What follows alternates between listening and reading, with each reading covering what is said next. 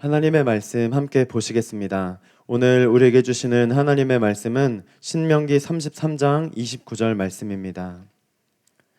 신명기 33장 29절 말씀을 봉독하겠습니다. 이스라엘이여 너는 행복한 사람이로다. 여호와의 구원을 너같이 얻은 백성이 누구냐? 그는 너를 돕는 방패시요 내 영광의 칼이시로다. 내 대적이 내게 복종하리니 내가 그들의 높은 곳을 밟으리로다. 아멘.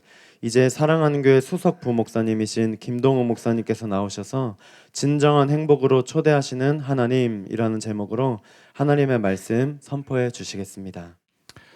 네, 진정한 행복으로 초대하시는 하나님이라는 주제로 여러분과 하나님 말씀 나누도록 하겠습니다.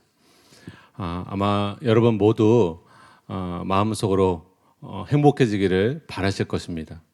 아마 이 땅에 살아가는 수많은 사람들이 진정한 행복을 마음에 원하고 바라고 소망하지만 실제로 행복을 누리며 사는 사람들은 그리 많지 않습니다.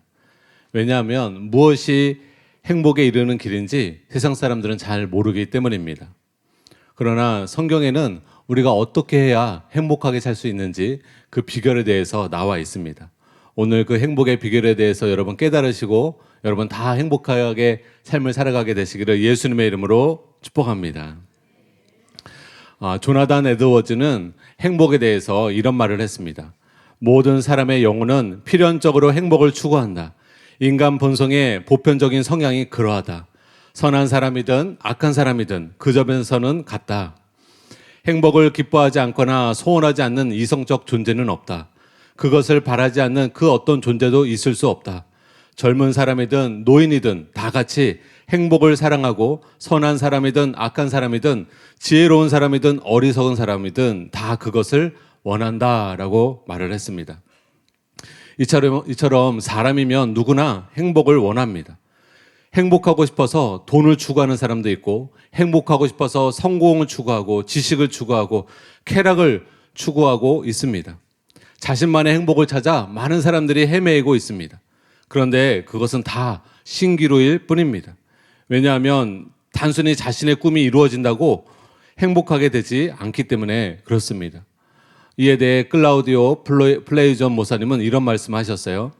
행복에 대한 환상에서 벗어나십시오. 자신의 꿈이 이루어진다고 행복해질 것이라는 생각은 환상에 불과합니다 라고 말했습니다. 많은 사람들이 행복하게 될 것이라고 믿는 몇 가지 길이 있습니다. 그들은 저마다 만일 자신들이 원하는 것을 달성할 수만 있다면 행복해질 거라는 헛된 꿈을 품고 살아갑니다. 그러나 그들은 자신이 결코 잡을 수 없는 무지개를 잡으려고 하고 있다는 것을 전혀 모르고 있습니다. 예수님을 믿지 않는 어떤 철학자가 자신이 살아온 삶을 일일이 계산해 보았다고 합니다. 몇십 년은 자는 데 썼고 몇 년은 먹는 데 썼으며 이런저런 일들을 위해 얼마나 시간들을 썼는지 계산한 다음에 그는 이런 말을 했다고 합니다. 내 생애 중에 행복했던 시간은 단 일주일 뿐이었습니다. 여러분 일평생 살면서 딱 일주일만 행복했다고 고백을 한 거예요. 참으로 슬프고 안타까운 일입니다. 그런데 안타깝게도 세상의 대부분의 사람들이 이렇게 불행하게 인생을 살아가고 있습니다. 그러나 거듭난 참된 신앙인은 그의 마음에 진정한 행복이 있습니다. 왜 우리가 거듭나야 하는가? 거듭나야 천국에 들어가기 때문에 반드시 여러분 거듭나셔야 돼요. 그런데 거듭남은 천국으로 인도할 뿐만이 아니라 거듭난 신자는 성령 안에서 의와 평강과 희락, 진정한 행복이 그 사람 마음 안에 주어집니다. 그래서 오늘 여러분이 거듭나지 않은 분이 있다면 꼭 진짜 회개하고 예수님을 내 마음의 임금과 구주로 영접하셔서 거듭나게 되시기를 예수님의 이름으로 축복합니다. 실제로 미국의 심리학자가 오랜 기간 동안에 연구 조사한 결과 하나님을 믿고 신실한 신앙생활을 하는 사람이 종교가 없는 사람보다 6배나 더 행복하다는 통계를 발표한 적이 있습니다. 저는 6배보다 10배는 더 될 것 같아요. 진정한 크리스찬들은 여기 아마 조사한 사람들 그냥 교회 다니는 사람을 조사했을 것 같아요. 교회 다니는 사람은 진실한 크리스찬들도 있지만 명목상의 신자도 있고 거듭났지만 타락한 신자도 있기 때문에 진실한 신자만 만약에 조사를 했더라면 불신자보다 10배, 20배는 더 행복한 삶을 누렸을 줄 여러분 믿으시기 바랍니다. 이것은 당연한 이치예요. 왜냐하면 참된 행복은 거듭난 진정한 크리스찬들이 누리는 것이며 그 마음에 하나님의 나라가 있는 사람이 경험할 수 있는 것이기 때문입니다. 여러분, 천국은 기쁨의 나라예요. 그런데 그 천국이 우리가 죽어서만 가는 나라가 아닙니다. 사람이 죄를 회개하고 예수님을 제대로 믿으면 그 사람 안에 하나님의 나라가 임한다라고 예수님이 말씀하셨어요. 누가복음 17장 20절에서 21절 말씀 우리 같이 한번 읽겠습니다. 시작. 바리새인들이 하나님의 나라가 어느 때 임하나이까 묻거늘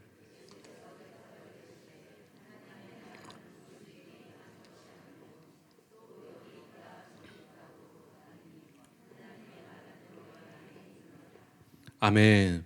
하나님의 나라는 물론 진실한 신자가 죽으면 하나님 나라에 들어가지만 그 전에 우리가 이 땅에서 우리의 죄를 회개하고 예수님을 임금과 구주로 제대로 영접했을 때, 믿었을 때 하나님의 나라가 성령으로 말미암아 여러분 마음 안에 임합니다. 여러분 이것을 믿으시기 바랍니다. 그래서 여러분 하나님의 나라가 그 마음 안에 임한 사람은 진정한 크리스찬이고 진정한 크리스찬은 심령 천국을 경험하게 되는 것이에요. 마음의 천국을 경험하는 것이에요. 천국에 가서만 천국을 경험하는 것이 아니라 여러분이 하나님의 임재 가운데 그 은혜를 경험할 때 이 땅에서도 하나님 나라의 천국의 그 평강과 기쁨을 누릴 수 있습니다. 신명기 33장 29절 말씀 우리 같이 한번 읽겠습니다. 시작. 이스라엘이여 너는 행복한 사람이로다.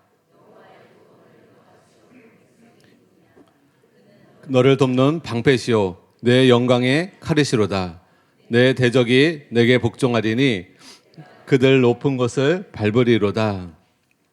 이처럼 참된 회개와 참된 믿음으로 거듭난 진실한 크리스찬들이 구원의 즐거움을 경험하게 됩니다. 구원의 기쁨을 경험하게 됩니다. 102세대는 김영석 교수님이 그런 이야기를 하시더라고요. 102세를 사셨는데 인터뷰하시는 분이 100세를 넘게 사시면서 가장 행복했던 적이 언제세요? 라고 물으시더라고요. 근데 그분이 그런 얘기를 하시더라고요. 광복되는 날. 광복절 날.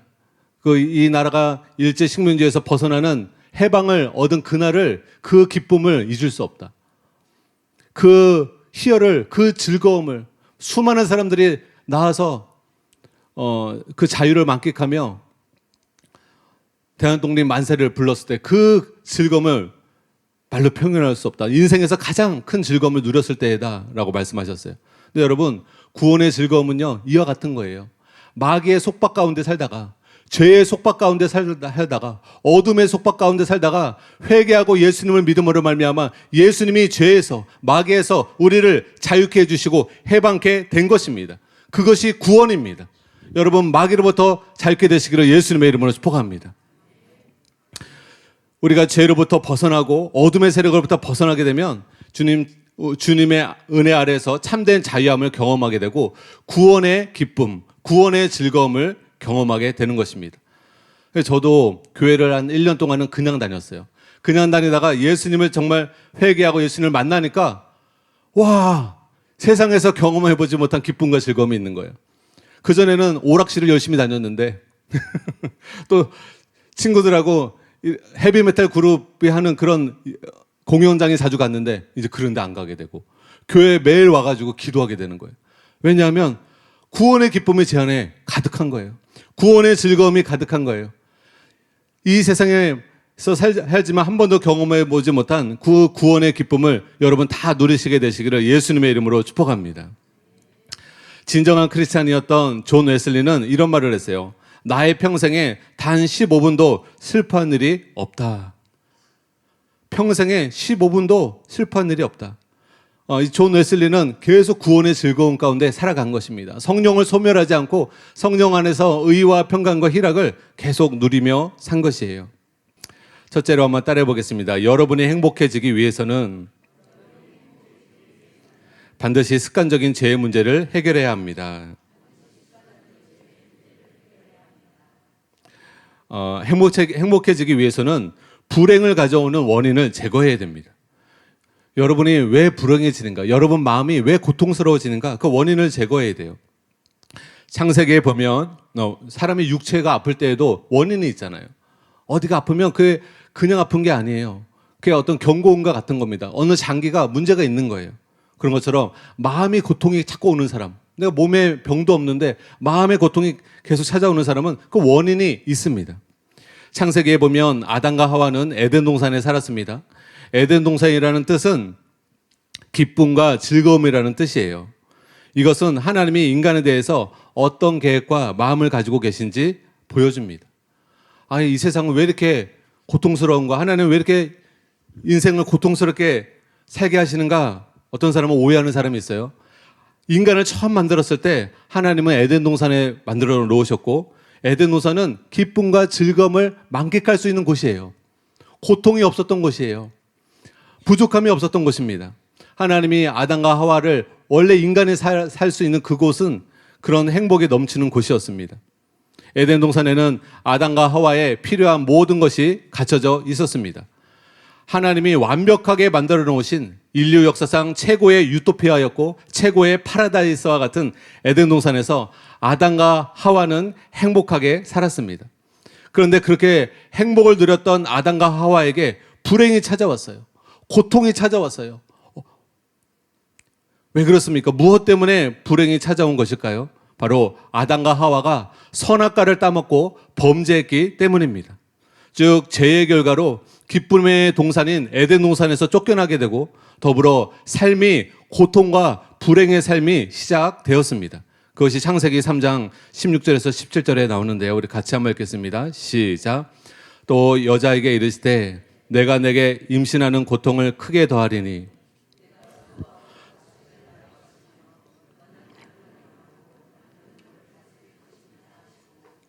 아담에게 이르시되 내 아내의 말을 듣고 내가 내게 먹지 말라 한 나무의 열매를 먹었은즉 땅은 너로 말미암아 저주를 받고 너는 내 평생에 수고해야 그 소산을 먹으리라. 선악과를 따먹은 아담과 하와에게 이렇게 고통과 불행이 찾아왔습니다. 그런데 여러분, 아담과 하와에게만 선악과가 있는 것이 아니에요. 저와 여러분에게도 하나님이 금하신 선악과가 있습니다. 그게 무엇입니까? 하나님이 계명으로 하지 말라 한 것입니다. 여러분, 부모는 자식을 사랑한다 할 때 하지 말라는 말을 안 할 수가 없어요. 특히 어린 자녀일수록, 분별이 없는 자녀일수록 자녀가 위험에 처하지 않게 하기 위해서 자녀에게 신신당부, 항상 좋은 말만 해줄 수 없고 웃으며 얘기만 할 수 없습니다. 저희 막내가 어렸을 때 그 찾기를 건널 때면 신이 나가지고 뛰어 건너는 거예요. 여러분, 그것을 본 아버지가 부드럽게 얘기할 수 있겠습니까? 너무나 소중한 내 자녀가 차에서 뛰어서 양옆 보지도 않고 막 뛰어서 횡단보도를 건널 때 마음이 철컹하고 너무나 걱정이 되는 거예요. 내 자녀가 찾길에서 교통사고 날까 봐. 여러분, 전쟁에서 죽은 사람보다 교통사고에서 죽는 사람이 더 많다고 하잖아요. 저도 병원에 갔었을 때 온몸이 그냥 다 망가진 청년을 보았어요. 오토바이 사고가 난 거예요. 오토바이 타고 가다가 아이스 하키 선수였는데 뼈가 다 부러져가지고 온몸이 말로 형용할 수 없는 밤새 고통을 신음하더라고요. 여러분, 교통사고를 경험하지 않은 사람은 그 고통을 모릅니다. 여러분, 이 세상에 얼마나 위험한 것들이 많습니까? 사고가 많습니까? 그러면 자녀를 사랑하는 부모는 그것을 우리 자녀들이 경험하지 않도록 금할 수밖에 없는 거예요. 절대 찾기를 뛰어다니지 말아라. 마찬가지로 하나님은 우리를 사랑하시기 때문에 우리에게 명하시는 일들이 있어요. 선악과를 따먹지 말아라. 아담과 하와에게 말하신 것처럼 하나님은 우리에게 죄를 짓지 말라고 말씀하고 계십니다. 죄는 우리가 생각하는 것보다 훨씬 더 해로운 존재입니다. 죄는 우리의 영혼에 암과 같이 병과 같이 고통을 가져오고 우리 영혼을 병들게 합니다. 그리고 크리스찬일지라도 장성한 죄는, 습관적인 죄는 우리의 영혼을 파괴시킵니다. 최근에 한국 청소년들에게 마약이 급속도로 퍼져나가고 있다고 합니다. SNS로 신청만 하면 1시간 안에 마약이 집 근처로 배달이 된대요. 그리고 이전보다 값이 싸지고 쉽게 구할 수 있어서 호기심으로 마약을 찾는 젊은이들이 점점 증가하고 있다고 합니다. 그런데 마약 중독자들이 이구동성으로 하는 말이 있습니다. 그게 뭐냐면 마약은 먹은 후에는 도파민이 과다 분비로 인해서 잠시 큰 쾌락을 경험할 수는 있지만 그것은 잠시일 뿐 마약에 중독되면 참을 수 없는 고통이 뒤따른다고 합니다. 금단 현상이 너무 심해서 마약 중에 최고의 마약은 펜타닐이라고 하는데 펜타닐과 같은 마약은 온몸이 부서지는 것 같은 고통을 겪는다고 합니다.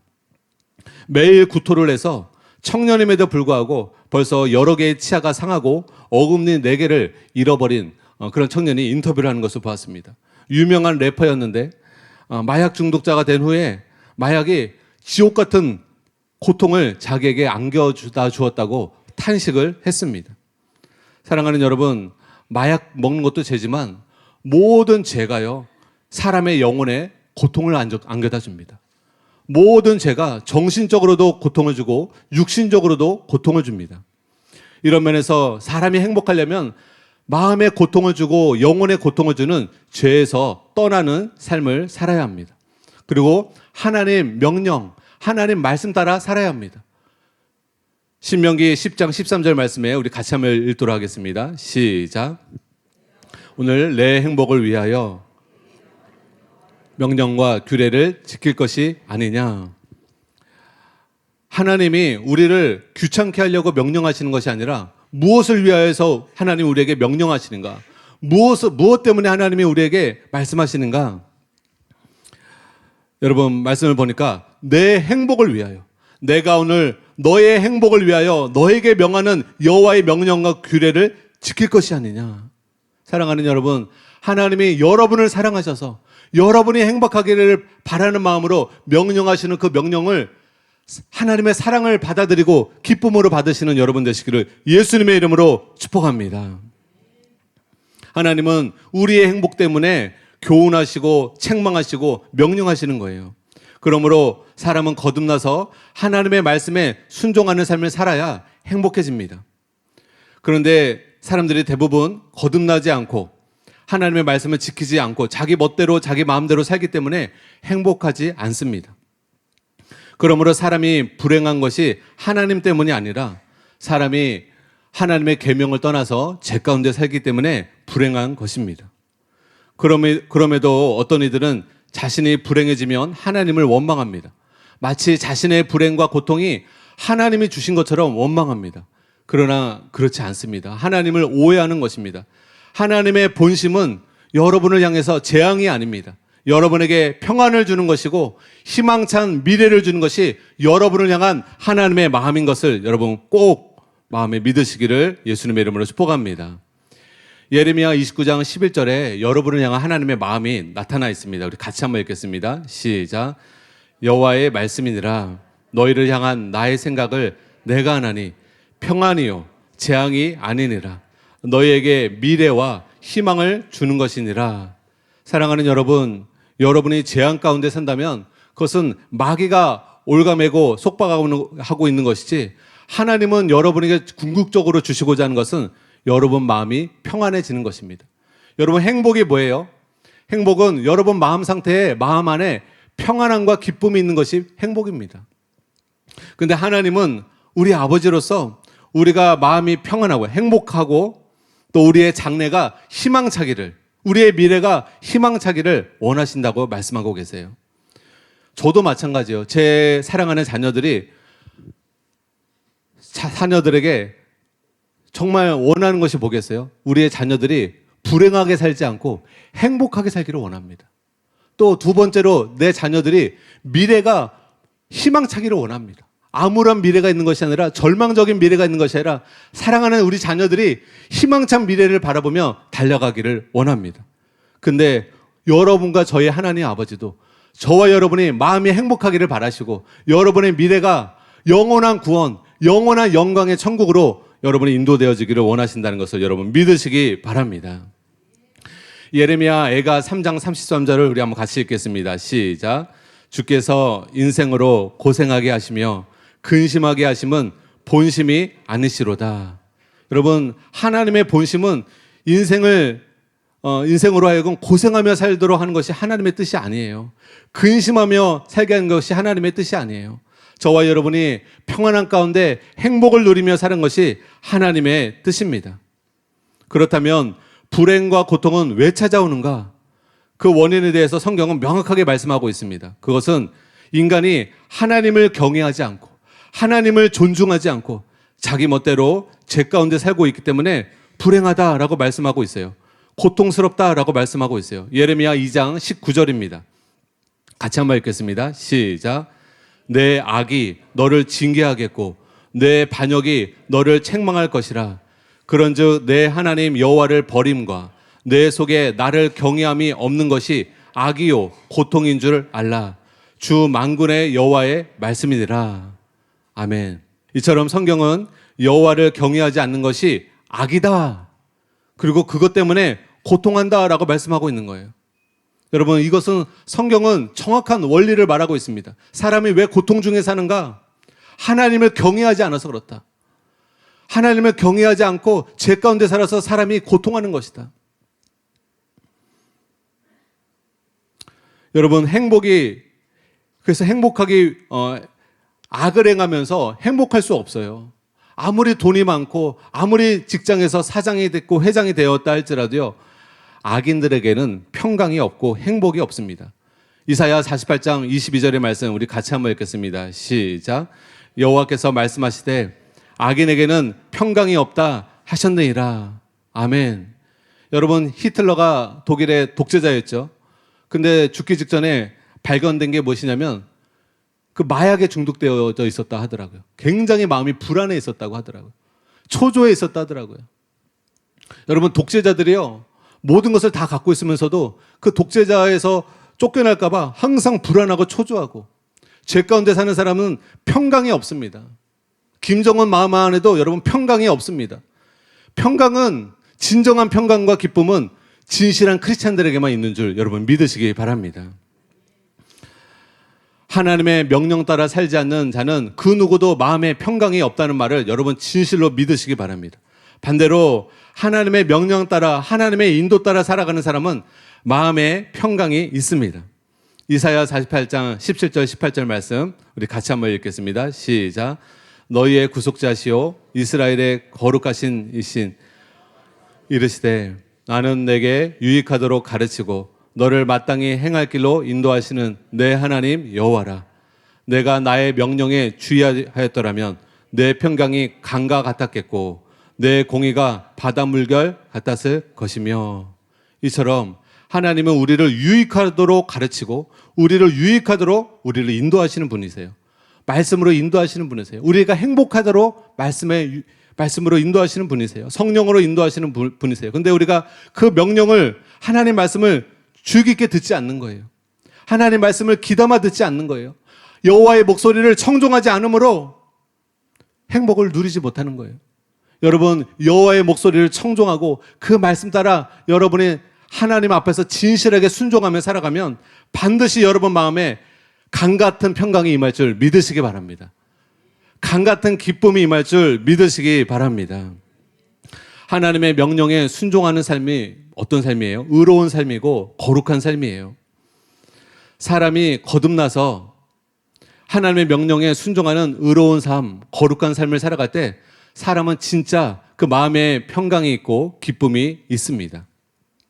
이것이 예외가 없어요. 성경에서는 유대인이나 헬라인이나 누구든지 선을 행하는 사람은 그 마음에 평강이 있고 계속 악을 행하는 사람에게는 그 마음에 공고함이 있다고 성경은 말씀하고 있습니다. 제가 읽어드릴게요. 로마서 2장 9절에서 10절입니다.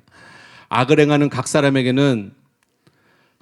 영에는 환난과 공고가 있으리니 먼저는 유대인에게요 그리고 헬라인에게며 선을 행하는 각 사람에게는 영광과 존귀와 평강이 있으리니 먼저는 유대인에게요 그리고 헬라인에게라. 여러분 중에 혹시 마음에 항상 공고함이 있고 고통이 있다면 여러분이 아직 죄 가운데 살고 있다는 증거입니다. 거듭나지 않았다는 증거일 수도 있고요.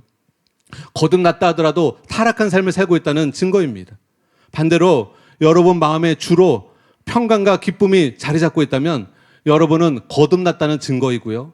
하나님 뜻대로 살고 있다는 증거입니다. 그러므로 내 마음이 평강과 기쁨이 있는가 없느냐는 굉장히 중요합니다. 심령의 천국이 있는 사람이, 썬다싱이 중요한 말을 했죠. 심령의 천국이 있는 사람이 나중에 천국 들어가고 심령이 지옥 같은 사람이 나중에 지옥 간다라는 말씀을 했어요. 여러분, 내가 주님과 동행하면요, 내가 주님과 동행하고 주님의 말씀 따라 살아가면요, 여러분 마음에 성령님이 의와 평강과 기쁨을 반드시 넣어주십니다. 그래서 심령의 천국을 누립니다. 여러분 다 심령의 천국을 누리게 되시기를 예수님의 이름으로 축복합니다. 인간은 여러분 하나님의 형상 따라 창조되었기 때문에 돼지처럼 먹을 게 많다고 무조건 만족할 수가 없어요. 하나님의 형상 따라 지었기 때문에 하나님처럼 거룩해져야 행복해집니다. 하나님처럼 온전해져야, 하나님처럼 사랑을 추구해야 사람은 행복해집니다. 이기적으로 살면 행복해질 것 같죠? 안 그렇습니다. 이기적으로 빼앗고 탐욕적으로 살면 사람은 하나님의 형상 따라 지어졌기 때문에, 하나님은 거룩하신 하나님이시오, 하나님은 사랑이시라 말씀하셨기 때문에 하나님의 형상 따라 살아야만 사람은 만족감을 누리는 거예요. 여러분, 새는 하늘을 날며 살도록 지음을 받았기 때문에 하늘을 날며 살아야 행복하지, 새가 물고기가 부러워서 물속에 들어오는 순간 그 새는 불행이 시작입니다. 또 물고기도 마찬가지예요. 하나님이 물속에서 헤엄치며 살도록 창조하셨기 때문에 물고기는 물속에서 헤엄치며 살 때가 가장 자유하고 행복합니다. 근데 새가 부럽다고 물속을 나오면 그때부터 행복 끝, 불행 시작인 것입니다. 여러분 마찬가지예요. 우리도 여러분 하나님의 형상 따라 지었기 때문에 육체의 본능대로 살면 행복 끝, 불행 시작입니다. 육체의 소욕대로 살면 행복 끝, 불행 시작입니다. 그러나 여러분이 성령 충만함을 받고 성령의 인도 따라 하나님처럼 거룩한 삶을 살고 하나님처럼 용서와 사랑의 삶을 살면 여러분은 불행 끝, 행복 시작인 삶을 살게 될 줄 여러분 믿으시기 바랍니다. 그래서 성경에서는 계속적으로 내가 거룩하니 너희도 거룩할지어다 이런 말씀이 굉장히 많아요. 왜 그렇습니까? 그래야 인간은 행복해집니다. 거룩한 만큼 행복해져요. 얼만큼은 내가 행복해질 수 있는가? 거룩한 만큼 행복해집니다. 온전해진 만큼 행복해집니다. 주님을 닮은 만큼 행복해집니다. 하나님이 누리는 행복은 하나님이 거룩한 만큼 행복을 누리시는 것처럼 우리도 우리가 거룩한 삶을 사는 만큼만 행복을 누릴 수 있습니다. 레위기 11장 45절에 이런 말씀이 있습니다. 우리 같이 한번 읽겠습니다. 시작. 나는 너희의 하나님이 되려고 내가 거룩하니 너희도 거룩할지어다. 베드로전서 1장 16절입니다. 시작. 기록되었을 때 내가 거룩하니 너희도 거룩할지어다 하셨느니라. 예수님께서 이런 말씀하셨어요. 마태복음 5장 48절에 그러므로 하늘에 계신 너희 아버지의 온전하신 같이 너희도 온전하라. 여러분, 이것이 우리를 힘들게 하려고 명령하시는 것이 아니라 우리가 거룩해진 만큼, 우리가 온전해진 만큼 하나님이 누리시는 평강과 하늘의 기쁨을 누릴 수 있습니다. 그래서 여러분, 회개하고 성령 충만 받고 성령의 인도 따라 여러분 거룩한 삶을 살아가고 용서와 사랑의 삶을 살아가게 될 때 여러분이 하나님이 누리시는 그 평강과 그 기쁨을 여러분의 삶 속에서 계속 누리게 되실 것입니다. 19세기의 가장 뛰어난 신학자 찰스 하지는 행복에 대해서 이런 말씀을 했습니다. 기쁨은 거룩과 불과 분리의 짝 혹은 그것의 결과다라고 말을 했습니다. 다시 말하면 기쁨과 거룩은 함께 간다는 것이에요. 진정한 기쁨과 행복은 거룩과 분리할 수 없다는 거예요. 존 라일 감독은 이런 말을 했습니다. 가장 거룩한 사람이 가장 행복한 사람이다. 아까 말씀드렸죠. 우리는 거룩해진 만큼 행복합니다. 반대로 죄 가운데 살아가는 만큼 불행해집니다. 죄가 나를 주장하는 만큼 그만큼 여러분은 불행해집니다. 그러나 여러분이 은혜가 여러분을 주장해서 그 은혜를 힘입어 죄에서 벗어나 의 가운데 살아가는 만큼 여러분 행복해집니다. 물론 이제 다음 주에 또 행복한 비결이 있어요. 근데 오늘도 이 비결도 굉장히 중요한 비결입니다. 그래서 사람은 동물처럼 먹을 것이 많다고 또 본능이 충족된다고 행복하지 않습니다. 하나님의 형상 따라 지었고 사람에게는 동물에게는 없는 무엇이 있어요? 양심이 있어요. 동물에게는요 양심이 없어요. 여러분 물고기 잡아먹든 다른 동물 유약한 제가 동물의 왕국을 좋아하는데 이 이름이 생각 안 나네요.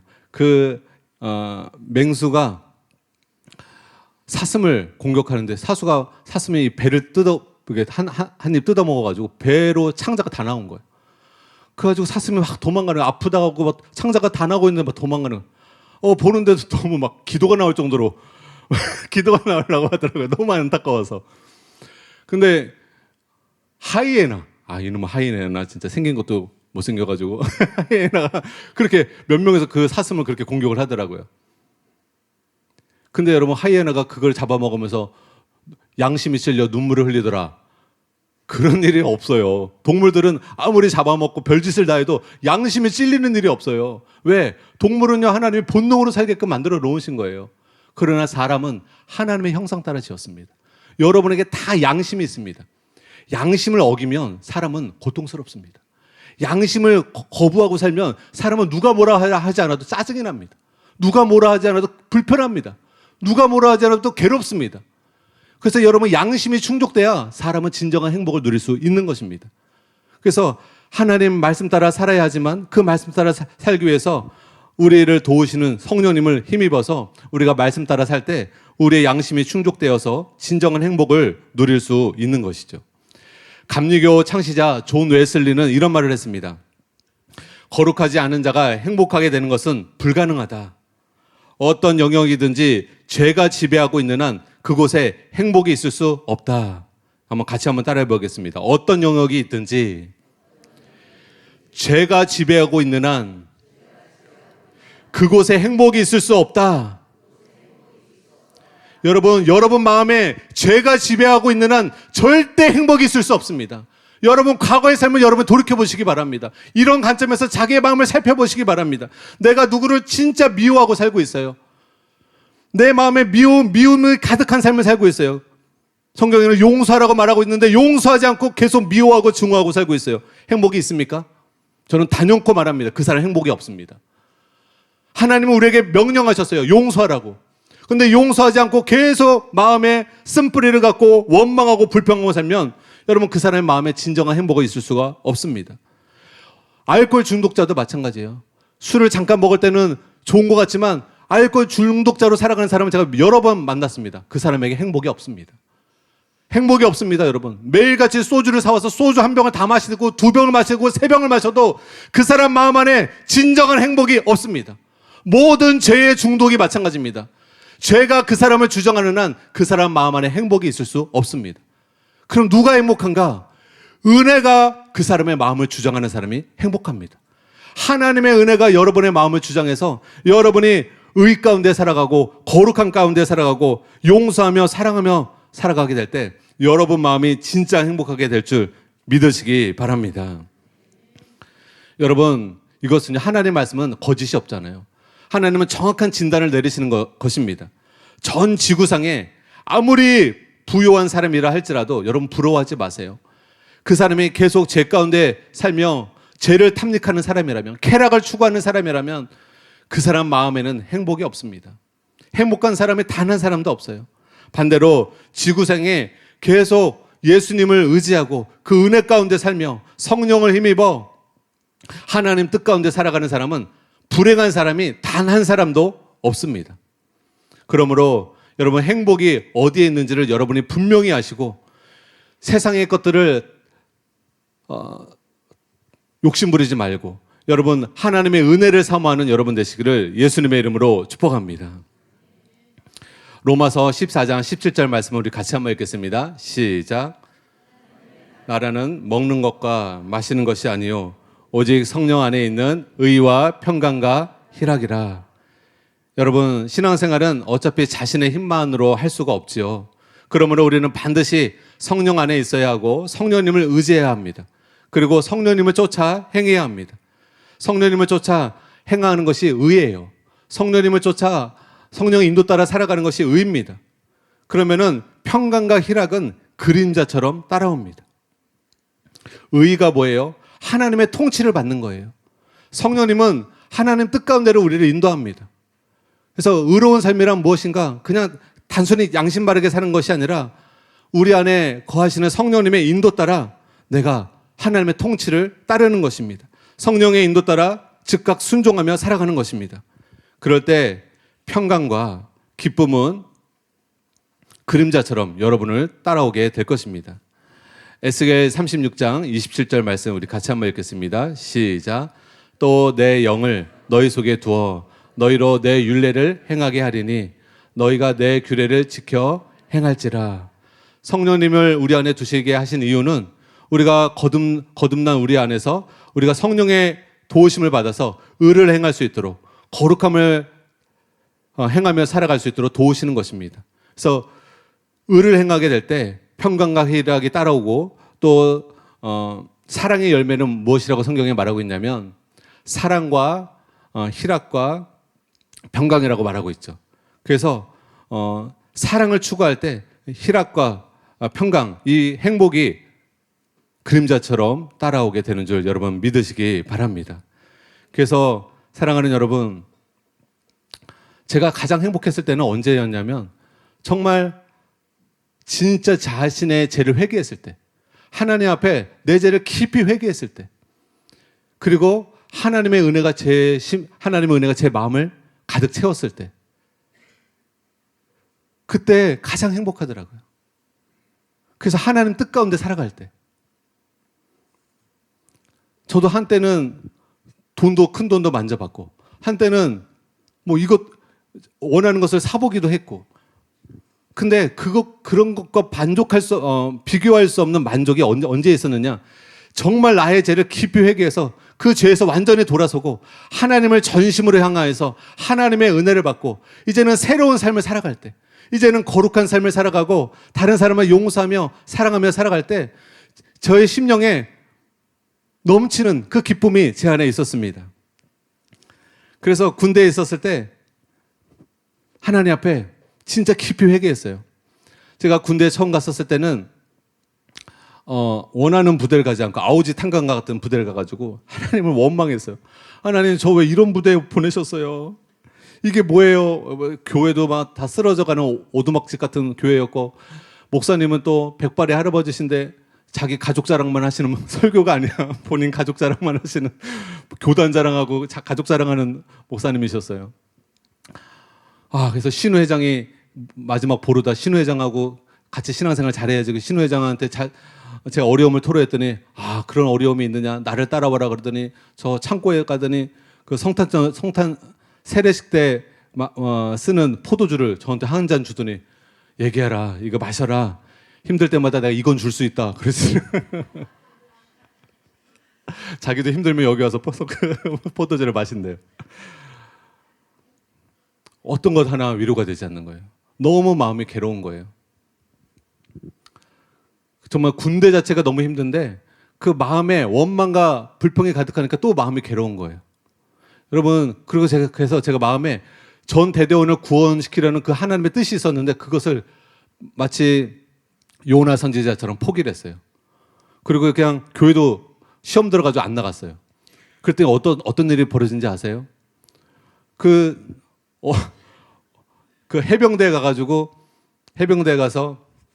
군대 제대한 지 오래되니까 이게 생각이 잘 안 나네요.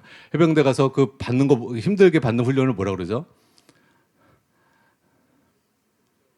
극기 훈련이요? 극기 훈련 아닌데. 힘들게 받는 훈련 있잖아요, 남자분들. 하여튼 그 훈련을 받으러 갔는데요. 제가 이제 제가 몸이 그때도 약해가지고 대대장님이 이제 저보러 그 총기들을 다 맡고 관리하고 있으라고 했어요. 총기가 중요하잖아요. 그래서 저는 이제 총기를 맡고 있었는데 그 해병대 친구들이 저희가 그때 행군하면서 거길 갔는데 비가 와가지고 다 젖었어요. 그래서 전투복을 다 그 철봉에다가 걸어놓은 거예요. 그래서 그 철봉에 그 도색을 해야 되는데 또 때마침 도색을 해야 된다고 빨리 전투복을 걷어달라고 하더라고요. 그래서 제가 이 총기 지켜야 되는데 근데 막 아우성이에요. 빨리 지금 당신밖에 지금 치울 사람 없으니까 빨리 치우라고. 그래서 철봉에 가져가가지고 그걸 치우러 갔어요. 치우고 왔는데 부대가 난리가 난 거예요. 그때 때마침 사단장님이 헬기 타고 내려오신 거예요. 그러더니 총기가 아무도 지키지 않는 걸 본 거예요. 그래서 저 영상할 뻔했어요. 그 일로. 근데 하나님의 은혜로 영창 가지 않고 군기교육대회만 가고 마쳤는데요. 저는 그때 그걸 느꼈어요. 요나 선지자가 부르심 따라 가지를 않고 잘못된 길로 가니까 풍랑이 일어나면서 바다에 던져지게 되잖아요. 여러분, 갑자기 어려움이 닥치는 게 아니에요. 하나님은 우리를 깨우시는 거예요. 하나님 뜻 가운데 살라고 정신 차리게 하시는 것입니다. 그리고 여러분, 그 군대에서 제가 어떻게 하나님을 만났는지 아시잖아요. 하나님을 그 이후로, 그 사건 이후로 제가 정신이 번쩍 차려졌어요. 그리고 원망불평하며 교회 신앙생활 제대로 안 했던 것을 깊이 회개하고 하나님 앞에 납작 엎드려서 용서를 구하고 하나님의 은혜를 구하면서 하나님 뜻 가운데 살아가기 시작했습니다. 그러면서 매일매일 하나님을 찾았어요. 매일매일 이제 게으르게 신앙생활 하지 않았어요. 매일매일 은혜를 구했어요. 그리고 만나는 사람마다 복음을 증거하고 사랑을 행하고 이렇게 행했더니 하나님께서 저에게 군대 가기 전에 주셨던 전 대대원들에게 복음을 전할 수 있는 기회를 주시고 많은 대대원들이 구원받는 그 역사가 있었습니다. 제대할 때쯤에 저희 대대장님이, 저희 군기교육대를 보내신 그 대대장님이 저 제대한다고 은혜를 많이 받으셔가지고 간부 식당에 불러다가 그 삼겹살 파티를 열어주셨어요. 간부들과 함께. 그런 일은 어떤 일이냐면, 여러분, 대학교의 총장님이 어느 학생이 졸업한다고 교수 식당에서 교수님들과 함께 삼겹살 파티를 열어준 거와 똑같은 거예요. 어느 학생이 졸업한다고 그게 무슨 대단한 일이라고. 여러분, 진실로 여러분, 죄 가운데 살아가면 그 죄의 삭은 사망입니다. 지옥도 가지만 이 땅에서도 지옥 같은 마음으로 살아갑니다. 반대로 여러분이 죄를 진짜 회개하고 하나님의 얼굴을 구하면서 하나님 뜻 가운데 성령의 충만을 받고 성령의 인도 따라 살면 여러분의 심령에 천국이 임하고 그런 사람은 결국 하나님 나라에 들어가게 되는 줄 여러분 믿으시기 바랍니다. 그래서 신앙생활을 여유 부리며 하지 마시고 하나님을 간절히 찾으시고, 여러분 아직도 끊지 못한 죄, 그 죄 때문에 내가 불행한 것임을 알고, 내가 돈이 없어서 불행한 것이 아니라, 승진이 하지 못해서 불행한 것이 아니라, 다른 이유 때문에 불행한 것이 아니라 내가 죄에서 돌이키지 못해서 불행한 것임을 알고, 은혜가 내 안에 없음으로 인하여 불행한 것임을 알고, 이 시간 죄를 회개하고 은혜의 성령을 충만을 받기를 이 시간 간절히 기도하며 나아가도록 하겠습니다. 우리 함께 기도하시겠습니다. 자비롭고 거룩하신 하나님 아버지, 우리가 하나님을 게으르게 섬겼던 것을 회개합니다. 죄 가운데 살았던 것을 회개합니다. 아버지, 이 죄가 우리의 마음에 고통을 주고 죄가 우리의 마음을 불행하게 하고 죄의 삭은 사망입니다. 아버지, 하나님의 본심은 우리를 향하여서 재앙이 아니요 평강이라 하셨습니다. 우리의 장래에 미래와 희망을 주는 것이 하나님의 뜻이라고 말씀하셨습니다. 아버지, 우리의 행복을 위하여서 하나님 우리에게 명령하시고 계시다고 말씀하고 계십니다. 그 하나님의 명령을 거부하지 않게 하여 주시옵소서. 하나님이 우리를 사랑하셔서 거룩하라 말씀하십니다. 하나님이 우리를 사랑하셔서 우리가 행복하라고 온전하라 말씀하십니다. 우리가 거룩해진 만큼 행복할 수 있습니다. 우리가 온전해진 만큼 행복할 수 있습니다. 하나님의 은혜를 받을 수 있습니다. 주님, 내 마음이 죄가 나를 주장하는 것이 아니라 은혜가 나를 주장하기를 원합니다. 오늘 결단합니다. 더 이상 죄가 내 마음을 주장하지 않게 하소서. 더 이상 어둠이 내 삶을 지배하지 않게 하여 주시옵소서. 마귀의 유혹에 빠지지 않게 하여 주시옵소서.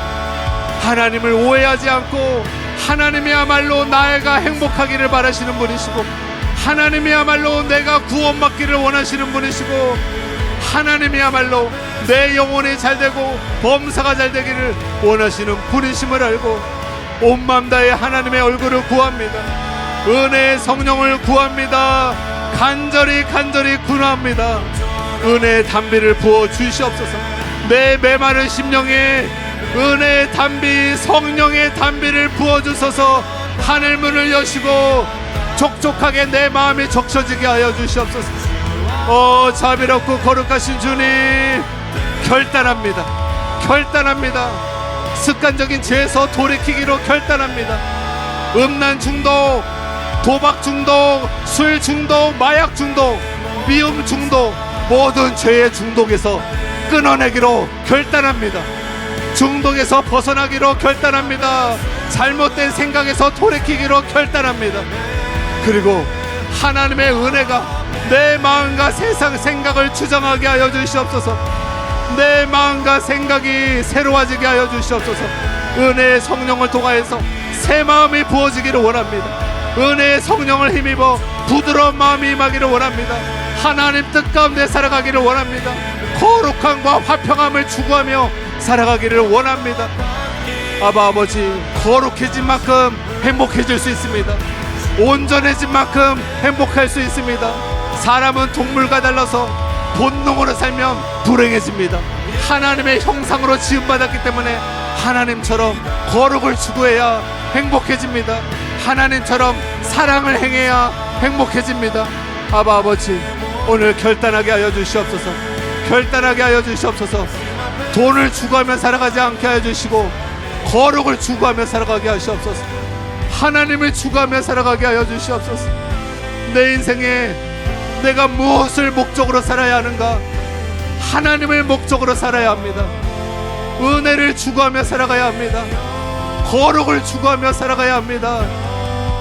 하나님 나라를 바라보며 살아가야 합니다. 이 땅은 잠시 지나가는 것입니다. 아버지, 잠시 지나가는 이 땅에 욕심 부리며 돈과 성공을 바라보며 살아가는 것이 아니라 하나님의 뜻 가운데 살아갈 수 있도록, 하나님 뜻 가운데 살아갈 수 있도록 이 시간 우리에게 은혜를 베풀어 주시옵소서. 우리의 심령을 새롭게 하여 주시옵소서. 우리 사랑하는 성도님들 삶 가운데 저주가 임하는 것이 아니라 복이 임하게 하여 주시옵소서. 저주가 임하는 것이 아니라 축복이 임하게 하여 주시옵소서. 사망이 임하는 것이 아니라 생명이 임하게 하여 주시옵소서. 구원이 임하게 하여 주시옵소서. 결단하게 하소서. 하나님과 동행하기로 결단하게 하여 주시옵소서. 가난한 심령으로, 목마른 심령으로 하나님을 의지하며 살 수 있도록 은혜 베풀어 주시옵소서. 은혜 베풀어 주시옵소서.